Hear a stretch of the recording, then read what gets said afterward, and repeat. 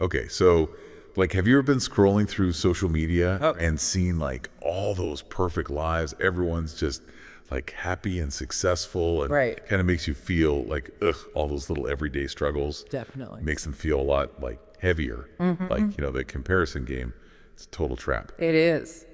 But what if there's like a better way to deal with those feelings, Not like trying to be better or whatever, Yeah. but by being kinder to yourself. Exactly. So that's what we're diving into today, this Yeah. idea of self-compassion. Yeah.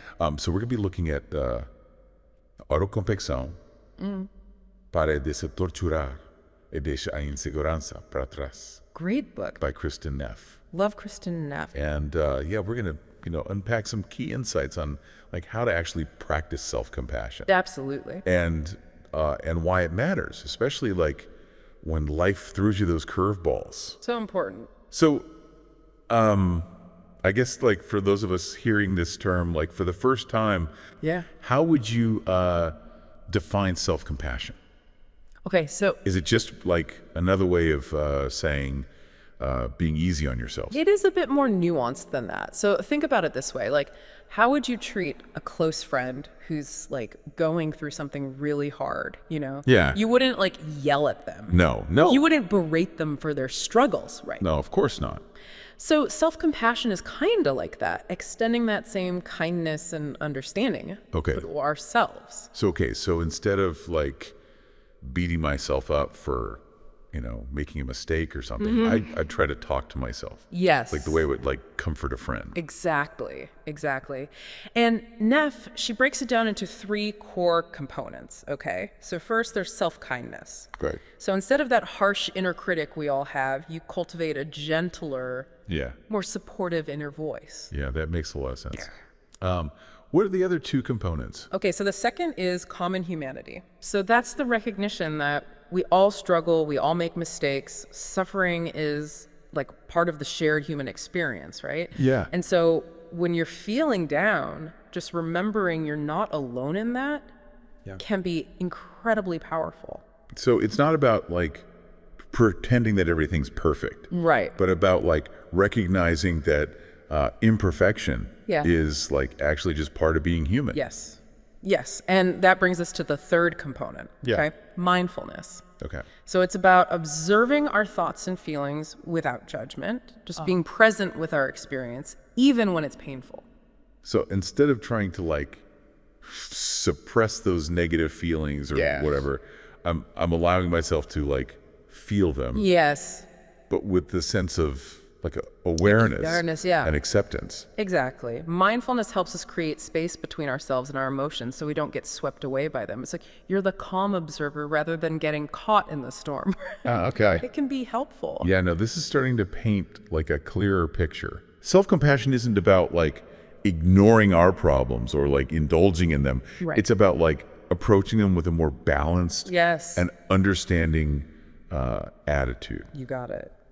Okay, so let's shift gears a bit and talk about the flip side of self-compassion. Okay. Self-criticism. Yeah. We all have that inner critic, but sometimes that voice becomes overly harsh, right? Yeah. And it can really impact our well-being. Oh, absolutely. That inner critic can be like brutal. I know when I let it take over, it can spiral into like anxiety and self-doubt. and Yeah. that. And research shows that chronic self-criticism can contribute to a whole host of problems, from a low self-esteem to even like depression. Wow. It's like you're constantly carrying around this heavy weight. So how does self-compassion offer like a different approach? Okay, so instead of fueling that cycle of negativity, self-compassion helps us break free. Okay. For example, Neff talks about this case of Holly, a grad student who was pushing herself so hard that she developed chronic migraines. Oh, no. And her doctor told her it was stress-induced. Basically self-inflicted stress. Wow, that's intense. Did she find a way to manage that stress? She did. She started practicing self-compassion. Okay. So instead of berating herself for feeling stressed, she'd ask herself, what's the kindest thing I can do for myself right now? yeah. This simple shift in perspective, right? Yeah. Allowed her to reduce her stress levels. Wow. And even manage her migraines more effectively. So she replaced that harsh inner critic Yes. with a more supportive inner voice. Exactly. And that's a key takeaway here. Self-compassion isn't about letting ourselves off the hook or lowering our standards. It's about recognizing that we're all doing the best we can. Yeah. And offering ourselves support, especially when we're struggling. Yeah, this is making me think about how we often compare ourselves to others. Oh, for sure. Especially with social media. It's like constantly showcasing everyone's highlight reels, you know? Right. And it's so easy to feel inadequate. Absolutely. And that's where the concept of downward social comparison comes into play. Oh, okay. We often try to boost our own ego by focusing on the perceived flaws of others. Oh, yeah. It's like Right. that classic movie scene from Mean Girls. Oh, yeah. Where they had the burn book. Yes. Full of nasty comments. Yes. About other students. Right. They were putting others down to feel better about themselves. That's a perfect pop culture example. Yeah. But as you can imagine, this kind of comparison game ultimately backfires. Yeah. It just fuels more insecurity and self-criticism. Okay, so instead of comparing and despairing, we need to find a way to be more accepting of ourselves and our own unique journeys.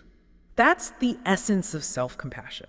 And what's interesting is that this tendency towards self-criticism, it isn't just personal, it's also influenced by our culture. You mean some cultures are more self-critical than others? Exactly. So Neff's research across different cultures found that in Western societies, self-criticism is often seen as a motivator. Really?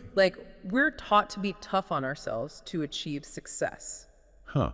So does that mean other cultures are naturally more self-compassionate? It seems so, yeah. Her research showed that people in Thailand, for example, where Buddhist teachings emphasize compassion, tend to have higher levels of self-compassion. Oh, shit. It's a fascinating contrast to the Western emphasis on individual achievement and self-reliance. It makes you wonder if our cultural norms are actually setting us up for more stress and self-doubt. That's a great point. And it highlights how self-compassion isn't just some fluffy feel-good concept. Right. It's a powerful tool for navigating the challenges of life, no matter what culture we come from. This is really making me think about how I talk to myself on a daily basis. Yeah. I'm definitely sensing a need for more self-compassion in my life. I hear that. But can being too self-compassionate make us complacent or less motivated to improve? That's a common misconception.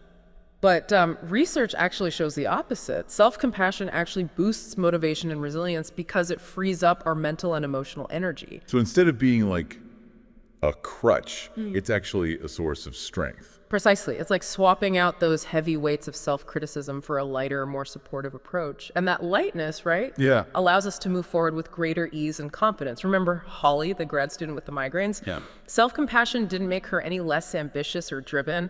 It simply allowed her to pursue her goals in a healthier and more sustainable way. Okay. Right. That makes a lot of sense. It seems like self-compassion is the key to unlocking greater resilience and well-being. It truly is. And one of the most fascinating aspects of self-compassion is its connection to self-esteem. Okay. We tend to think of self-esteem as a positive thing, but it can be a tricky concept. Okay, I'm curious to hear more about that. Okay. How is self-esteem different from self-compassion? Okay, so self-esteem is often based on external validation, on achievements, appearances, how other people see us, It's like building your sense of worth on a foundation of sand, right? Yeah. Susceptible to crumbling when things don't go our way.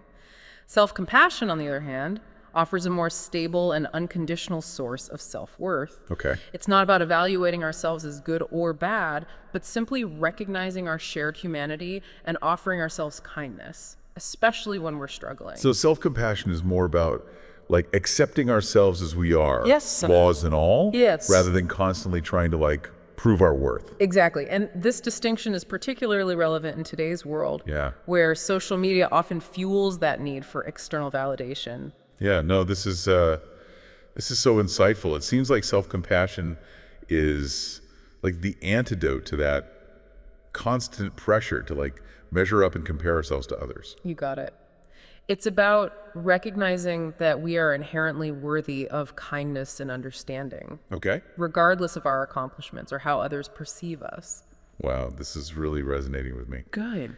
But how does this play out in our like relationships? Oh, great question. Does self-compassion like impact how we interact with others? Absolutely. When we're able to be kind and understanding with ourselves, it becomes easier to extend that same compassion to others. So it's easier to be compassionate with others. Yeah. When you're being compassionate with yourself. Precisely. It's like having a greater capacity for empathy and understanding. Yeah. So Neff, she shares the story of Diane and Eric, okay, whose relationship was struggling because of Diane's need for control, right? She was constantly criticizing Eric. Oh. And it was creating a lot of tension. Oh, I can see how that could be like a problem. What was the root of Diane's need for control? Well, it turned out that it stemmed from a traumatic experience in her past. As a teenager, she was in this car accident where her friend was seriously injured, and she'd been carrying a lot of guilt and fear ever since. Oh, wow. So her controlling behavior was a way of trying to manage that anxiety. That's heartbreaking. Yeah. But it makes sense. Yeah. So how did Eric help her? So Eric, he had some background in Buddhist teachings. He encouraged Diane to try self-compassion. Okay. So he'd remind her to be kind to herself when she felt those controlling urges surfacing, right? Okay. Acknowledging the pain and fear that were driving them. So instead of getting mad at her for being controlling, he helped her understand where those behaviors were coming from. Yes. And offer herself some compassion. Yes. And amazingly, that shift in perspective started to change things for her. She began to see her need for control, not as a personal failing, but as a natural response to past trauma, right? Wow. And this allowed her to relax a bit, be less critical of both herself and Eric, and ultimately improve their communication. Wow. That's a powerful example of how self-compassion can like ripple outward, you know? It is. Positively impacting our relationships. It really highlights how interconnected our inner and outer worlds are. Okay, so we've covered a lot of ground here. Yeah. And I'm really starting to see the value of self-compassion. Good. But it all sounds great in theory. Yeah. How do we actually practice it? Great question. In our daily lives? That's a great question. Yeah. And thankfully, there are a lot of practical exercises that we can incorporate to cultivate more self-compassion. Okay. One simple but powerful practice is writing a self-compassionate letter. Like a letter to myself. Exactly. It's like writing a letter to a friend who's going through something difficult, but you're writing it to yourself. Okay. Right? So you can acknowledge your struggles. Offer yourself encouragement and remind yourself that you're not alone in feeling this way. That sounds really helpful. What are some other techniques we can try? Another practice is mindful perception, which we touched on earlier. It's about becoming aware of our thoughts, feelings, and sensations without judgment. So instead of getting caught up in that inner critic's narrative, right, I'm just observing my thoughts and feelings without getting carried away by them. Precisely. You're creating space to simply be present with your experience, which can bring a sense of calm and clarity. So how do we take this practice beyond just sitting quietly and like observing our thoughts? Well, Neff also emphasizes the importance of identifying your personal values. Okay. When we're clear on what truly matters to us, it becomes easier to make choices that align with those values, even when it's difficult. It's like having a compass to guide us toward a more fulfilling and authentic life. Okay, I'm really liking this idea of connecting self-compassion to my values. It feels like a way to bring it into my everyday decision-making. That's the power of it. It becomes more than just a concept. Yeah. It becomes a guiding force in how we live our lives. This has been incredibly eye-opening. It feels like self-compassion isn't just a nice to have. Yeah. It's like an essential ingredient for a more fulfilling and resilient life. I completely agree. And what's even more encouraging is that self-compassion is a skill that can be learned and cultivated over time. It's not about being perfect, but about being willing to show up for ourselves with kindness and understanding. I love that. So no matter where you are in your journey, right, you can always start practicing self-compassion. Yes. It's never too late to be kinder to yourself. Absolutely. And if you're looking for more structured support, Neff and her colleague, Chris Germer, they developed a program called Mindful Self-Compassion, or MSC. Okay. And they offer workshops and online courses that can really deepen your understanding and practice. Oh, I've heard of that. It sounds like a great resource for anyone who wants to dive deeper into this world of self-compassion. It definitely is. Yeah. And I'm excited to explore even more of this with you as we continue our deep dive. All right, so we've laid the foundation, we've defined self-compassion, Yeah. explored its benefits. Yes. But what about those times when we really mess up?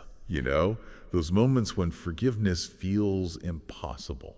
Ooh, that's a great segue into our next topic. The connection between self-compassion and forgiveness. Okay, I'm all ears. How does self-compassion help us forgive ourselves and others? Well, when we're able to be compassionate with ourselves, it becomes easier to forgive ourselves for past mistakes. Okay. And that same capacity for self-forgiveness can extend outward, making us more understanding and forgiving of others. So instead of holding on to resentment and anger, right, we can start to see things from a more compassionate perspective. Yes. Recognizing that everyone makes mistakes. Yeah. And we're all doing the best we can with what we've got. You nailed it. Neff even shares her own personal journey of forgiving her father for abandoning her as a child. It was a long and painful process, but self-compassion was a key part of her healing. Wow. It allowed her to acknowledge the pain he had caused, but also to see him as a flawed human being who was doing the best he could at the time. Wow, that's incredibly powerful. Yeah. So self-compassion can even help us heal old wounds. Yes. And let go of long-held resentments. It can. It's not about condoning hurtful behavior, right, but about choosing to approach ourselves and others with understanding and kindness, even when it's difficult. This is blowing my mind a little bit. It seems like self-compassion is the key to, pretty much everything. Yeah. Emotional resilience, better relationships, personal growth, even forgiveness. Yes. But is there ever a downside to being too self-compassionate? Could it lead to complacency or a lack of motivation? That's a common concern. But actually, the research suggests the opposite. Remember how we talked about self-criticism being like running a marathon with a pebble in your shoe? Yeah. Well, self-compassion is like taking that pebble out. Okay. It allows us to move forward with more ease and energy, which actually enhances our motivation and ability to grow. So it's not about letting ourselves off the hook. Right. But about creating the conditions for positive change. Exactly. Think back to the story of Holly, the grad student. Yeah. Her self-compassion didn't make her any less driven or successful. It simply allowed her to pursue her goals in a healthier and more sustainable way. That's a great point. It seems like self-compassion gives us the strength and resilience to face challenges head on rather than getting bogged down in self-doubt and criticism. Yes. But what about people who are naturally more giving and compassionate towards others? Does self-compassion come naturally to them? Interestingly, Neff found that people who are highly self-compassionate are also more compassionate towards others. It's not an either situation. Okay. In fact, she found that people who struggle with self-compassion often report being more compassionate towards others, almost as a way of compensating for their own lack of self-kindness. That makes sense. Yeah. It's like we're pouring from an empty cup. Yes. If we're not taking care of ourselves first. Exactly. And that brings us to another important point. Self-compassion is especially essential for those of us who work in caregiving professions, right, or are constantly giving to others. Yeah. Neff talks about the concept of compassion fatigue. Oh, okay. Which is that feeling of burnout and emotional exhaustion. Oh, yeah. That can happen when we're giving too much of ourselves without replenishing our own reserves. So self-compassion isn't selfish. Yeah. It's actually essential for being able to effectively help others. You got it. It's about recognizing that our own well-being is just as important as the well-being of others. Right. We can't truly care for others if we're not also caring for ourselves. This has been so insightful. I'm starting to see how self-compassion is like a foundational practice Yeah. that impacts all areas of our lives. I agree. And as we move into the next part of our deep dive, we're going to explore how self-compassion can even enhance our happiness and well-being. Okay, I'm really intrigued to hear more about that connection. Sign me up for part 2.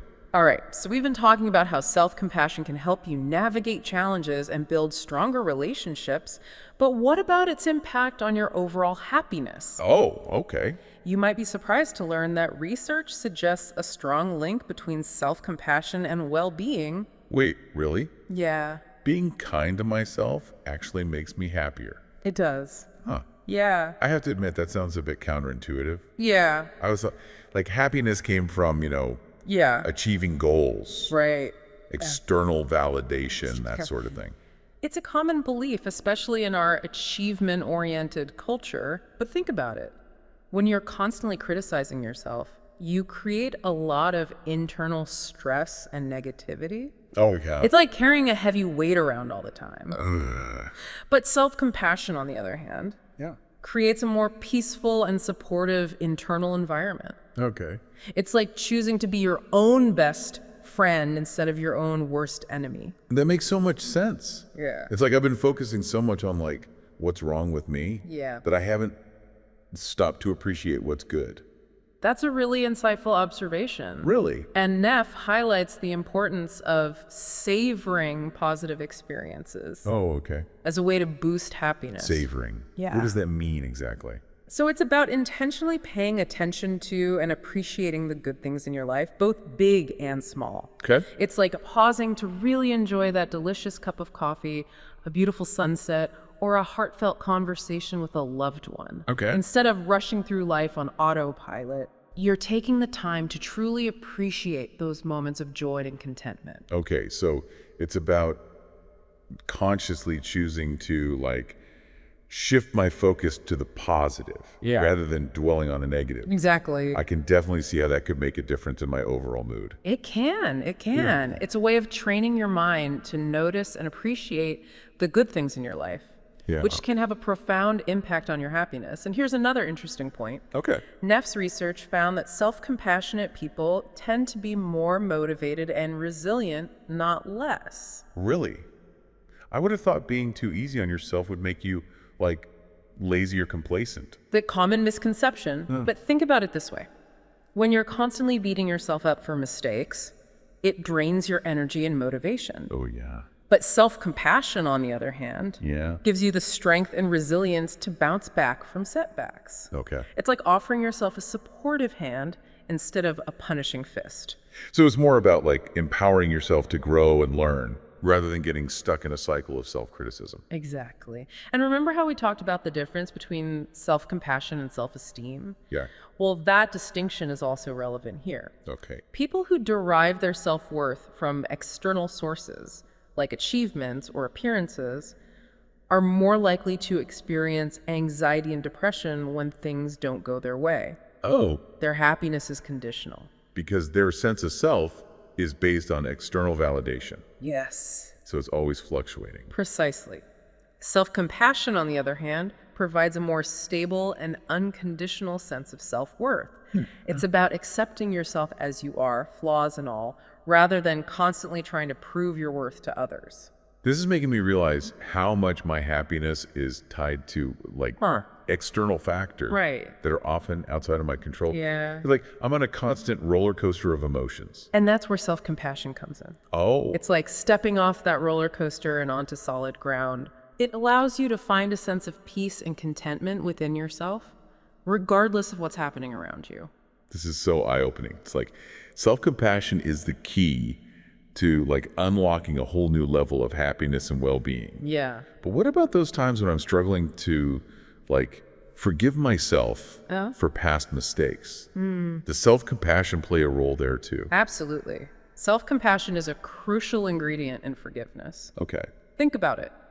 When you're holding on to guilt and shame, it's like you're constantly punishing yourself for past mistakes. Yeah. Self-compassion allows you to approach those mistakes with understanding and kindness, recognizing that you're human and everyone makes mistakes. So instead of dwelling on the past and beating myself up, Yeah. I can offer myself compassion Yes. and start to like let go of those negative feelings. Exactly. It's about acknowledging that you made a mistake, learning from it, and moving forward with a sense of forgiveness. Right. And that same capacity for self-forgiveness can extend outward, making it easier to forgive others as well. This is making me realize that forgiveness is like a gift we give ourselves. Yes. As much as it is a gift we give to others. You got it. And self-compassion is the key to unlocking that gift. Okay. It allows us to break free from the cycle of guilt and resentment and move forward with a more peaceful and loving heart.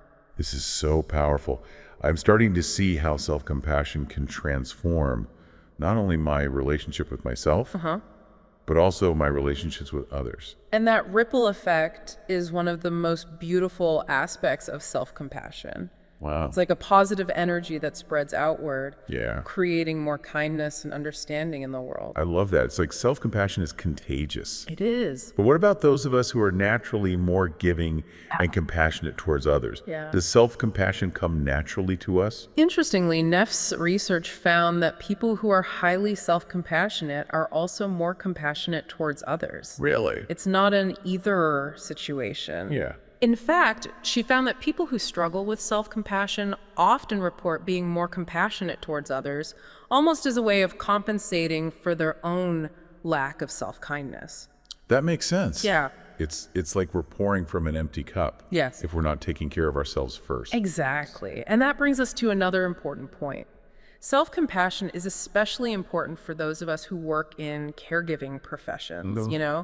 or are constantly exposed to the suffering of others. Yeah. Neff talks about the concept of compassion fatigue, which is a real risk for people who are constantly exposed to the suffering of others. Right. It's that feeling of burnout and emotional exhaustion that can happen when we're giving too much of ourselves without replenishing our own reserves. It's like the saying, you can't pour from an empty cup. Exactly.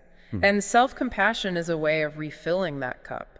Cool. It helps us protect ourselves from burnout so we can continue to show up for others in a sustainable way. So self-compassion isn't selfish. It's actually essential for being able to effectively help others. You got it. It's about recognizing that your own well-being is just as important as the well-being of others. Yeah. You can't truly care for others if you're not also caring for yourself. This has been so incredibly eye-opening. It seems like self-compassion isn't just some like feel-good concept. No. It's a foundational practice. It is. That impacts every area of our lives. It does. But how do we actually put this into practice? Yeah. Are there specific exercises we can do to cultivate more self-compassion? Absolutely. And that's what we'll explore in the final part of our deep dive. Okay. We'll delve into some practical techniques and tools you can use to bring more self-compassion into your daily life. Okay, I'm really excited to learn more about that. Let's dive into part 3. All right, so we've explored the what and the why of self-compassion. Yeah. But now let's get to the how. Yes. What are some practical things we can, actually do to cultivate more self-compassion in our lives? Yeah. Well, there are so many wonderful practices that you can explore. One of my favorites is the self-compassion break. Okay. And it's a really simple but powerful tool that you can use anytime you're feeling stressed, overwhelmed, or just plain down on yourself. Okay, I'm intrigued. How does it work? So it involves just pausing for a moment and bringing awareness to your breath. Okay. And then acknowledge the difficulty that you're experiencing. You might say to yourself, this is really hard right now, or I'm struggling with this. So I'm basically validating my own experience instead of trying to push it away. Exactly. Okay. Then remind yourself that you're not alone in this struggle. Yeah. You might say, everyone goes through difficult times, or it's okay to feel this way. That brings in that element of common humanity. It's like offering myself that same understanding that I would offer a friend going through a similar situation. Precisely. And then finally, offer yourself a gesture of kindness. It could be placing your hand over your heart, saying a kind phrase to yourself, or simply sending yourself a feeling of warmth and support. Wow, that's so simple, yet so powerful. Right. It feels like a way to reset my emotional state. Yes. And approach the situation with a fresh perspective. That's the beauty of it. It's a portable practice you can take with you anywhere. Yeah. And it can be incredibly effective in shifting from a state of self-criticism to one of self-compassion. Okay, I'm definitely adding that to my toolkit. Yeah. Are there other techniques we can explore? Another powerful practice is writing a self-compassionate letter. Okay. It's like writing a letter to a friend who's going through a tough time, but you're writing it to yourself. So I can like acknowledge my struggles. Yes. Offer myself some like words of encouragement. Yes. Basically be my own cheerleader. Exactly. And it might feel a bit awkward at first. Yeah. But it can be incredibly therapeutic to put those feelings into words and offer yourself that same kindness and understanding you'd offer someone you care about. Yeah, I love that. It feels like a way to like tap into that inner source of like strength and support that we all like have within us. Totally. And remember how we talked about the importance of savoring positive experiences? Oh, yeah. That's another powerful practice for cultivating happiness and well-being. Yes. You mentioned it earlier, but I'd love to like hear more about how to actually incorporate it into my daily life. Okay. It's so easy to get caught up in the busyness and like stress of everyday life. Yeah, for sure. That I often like forget to appreciate those little moments of joy. It's so true. But the good news is that savoring is like a muscle you can strengthen with practice. Okay. So start by simply noticing those little things that bring you pleasure. A beautiful sunset, a delicious meal, a heartfelt conversation. Okay. And then take a moment to really soak it in, engage all of your senses. How does it feel, taste, smell, sound? So instead of just like going through the motions, right, I'm really being present in that moment and appreciating it fully. Exactly. And you can even extend that moment by taking a mental snapshot or writing a few words in a journal to capture the experience. This helps to solidify the positive feeling and allows you to revisit it later. I love that. It feels like a way to like create a mental scrapbook of joy. Yes. That I can like access anytime I need a boost. And research shows that this practice of savoring can significantly increase your levels of happiness and well-being. Really? It's like training your brain to focus on the good things in life. Okay. Rather than dwelling on the negative. Okay, I'm sold. Yeah. I'm definitely going to start incorporating more savoring into my daily routine. Good. This has been such a valuable deep dive. I'm glad. I feel like I have like a whole new toolkit for navigating life's challenges with more grace and resilience. That's awesome. So for anyone listening who's like feeling inspired to explore this further, what resources would you recommend? Well, Kristin Neff's book, which we've been discussing, is a wonderful starting point. She also has a website full of resources and guided meditations. Cool. And for those who are looking for a more structured approach, I highly recommend checking out the Mindful Self-Compassion program. Yes. We mentioned that earlier. It sounds like an amazing program for anyone who wants to like deepen their practice and connect with a supportive community.